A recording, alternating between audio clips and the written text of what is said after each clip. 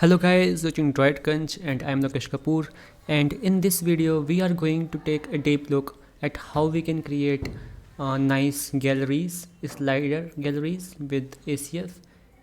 As such, we are going to use ACF gallery field to make some nice slider gallery on our front page. You can use this kind of gallery for your listing page where you can show the list images in a slider to your users and they can easily slide down all the images. You can use this kind of gallery on the top of the listing page or at the sidebar or anywhere you want, and you can show at one listing or say one gallery image at a time, or you can show couple of images like 3 to 4 images at a time in the slider when you're using it on the top of the header or just below the header. So let's take a look. So first of all, what you have to do, you just need to set up the custom fields.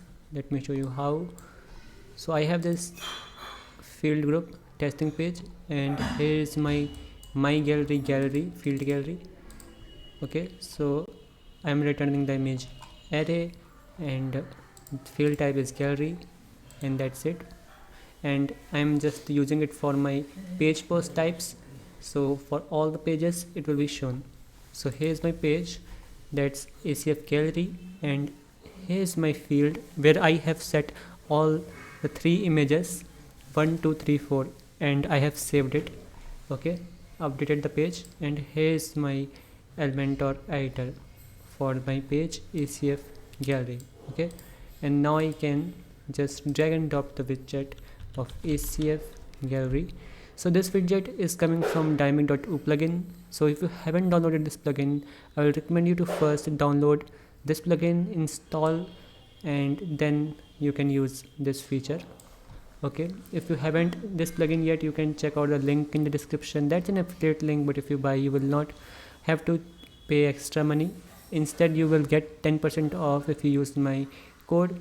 And it's also coming Black Friday in just a couple of days, so you can just wait and get some extra discount on the Black Friday deals. But for now, let's just move on to our topic, that's for ACF gallery. So I have just dragged my widget here, and I will select my field, that's gallery. Okay, now you can see. So this was ACF gallery, but we need ACF slider because this video is about slider. So this is the widget, right? So let's drag and drop it here, and now let's select our field, that's gallery. Okay, by default it will show you this kind of interface where there is an image which you can slide. You can go and set all the options from here, and here you can see that I have just 3 images as of now, right? 1 2 and 3. Perfect. And here you can see the navigation, and here you can see the pagination for my slider. Okay, so what you have as an option to force the width, force the height, and use the images as a background. When you click on it, you will see something like this, right, where you can change the background positions for your images and background height, and you can also force the width for your images like this. Okay, by default it's like set to 100%, and you can actually go ahead and customize the settings. And then you have some space settings for your vertical spacing, okay, from top and bottom, and horizontal spacing from left and right. And in the image settings, you can set the image size, the description of the image, whether to show it or not, the caption or description. By default none. You can change the style of the image. You can set the border radius and set the border type, whether solid, double, dotted, dashed, or groove. You can also have the box shadow by enabling it from here. You can also filter the images with CSS options. Okay, I will keep the style to none. Then you have some slider options. You can give it any kind of transition effect. Default it is slide, but you can also go with the fade option, cube option, a cover flow option, or a flip option. All of these options are a little bit different. When you keep fade, it looks like this, okay, and when you change it to cube, it will be like this, right? You can also make your slide centered. Let's first see how many slides you can view at a time. So you can customize it from here. By default it's 1, but you can change it to 2. So at one time you can see 2 slides. Let's keep it to slides so we can see your work more clearly. Okay, now we can see that there are only 2 slides. Now we can set it to 3, right? Now in case you have some images with different alignment or different resolution, or say with different aspect ratios like 4:3, some are 1:1 or square images, then you can keep the slides per view as auto, so that your layout is not affected pretty much, right?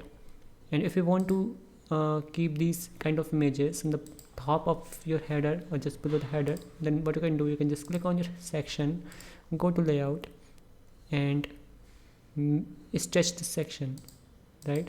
Click on this and you can set this to full width, right? And now it will look like this. So first thing you need to do is to just make it full width, and then you can stretch the section from there. Okay, it's all up to you. Even without stretching section it will work pretty much good. Okay, now let's move back towards slider widget, and here we have slider settings. You can also slides per group to more than 1. So when you just scroll, you can see more of the slides coming in. Like when you just click on it slide, you can see only one slide is coming, or one image is just sliding out. But when you keep it to 2 or 3, then slides per view would be changed accordingly. Okay, and the same way you can have the number of slides per column for multi-row layout. And you can also make sure that your slides are pretty much centered by enabling this option. Okay, so it will look like this. By default it would be like this.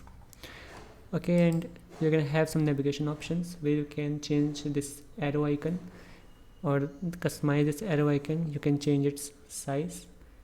Okay, you can change its scale, arrow scale, and you can also change the horizontal position of it.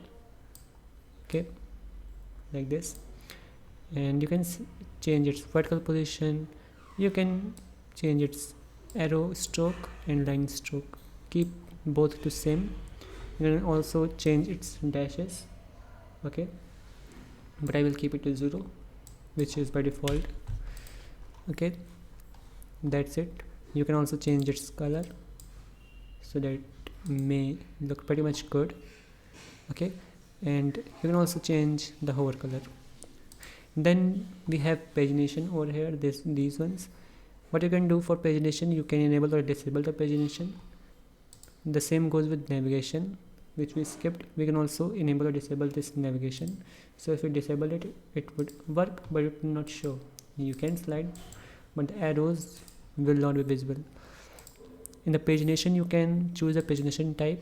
By default it's bullets, but you can also use a fraction or a progress pagination type. I go with bullets every time because I love bullets layout in my slider. It tells clearly how many images I have, and when you scroll it changes, and you can also notice at where I am from this bullets. But you can also go with this fraction where you can evidently see at which particular image you are from the overall images. Like 4 images are there, 1 2 3 4, and wherever you are, this numerator will tell you. Okay, and you can also change its spacing, color, and separator color, vertical position, and all that from there. Then you have some scroll bar settings. You can enable or disable it. You have some autoplay settings, whether this would autoplay or not. When you click on it, you will able to adjust its ms or say milliseconds. You can say 300, you can say it 500, or you can say 1000. I will keep it to 2000 so that it is 2 seconds. So it is 2 seconds. Okay, now you can autoplay stop on hover. So when you hover on it, the autoplay will stop and you can see the image properly. Loop will let you know if it would be in the loop animation, so it will go on, or in other words, the slides. So when you just click on it, you cannot see the other image, right? But when you click on the loop, yeah, you'll be able to scroll and scroll. Okay, so this is the loop thing. You can also set the progress, watch slides progress. Okay, and you can also enable other options. In regard to that, you also have this free mode feature, so that your slides are not at fixed position. Okay, and you have some keyboard and mouse wheel controls, where you can enable the keyboard controls and mouse wheel controls as well. And some other options are also there to set the wrapper size, virtual translation, auto height, round lens, nested, and grab cursor. Grab cursor will help you show this grab cursor option. And for nested, you can just correct the touch events and use only on nested swipers that use same direction as the parent one. Okay, then you have this light box option, whether you want to enable or disable it. By default is disable, so when you enable it, you will be able to click on the image and the light box will be open, right? And you also have some settings to change the source option. By default from the current post, but you can change its source from some other element.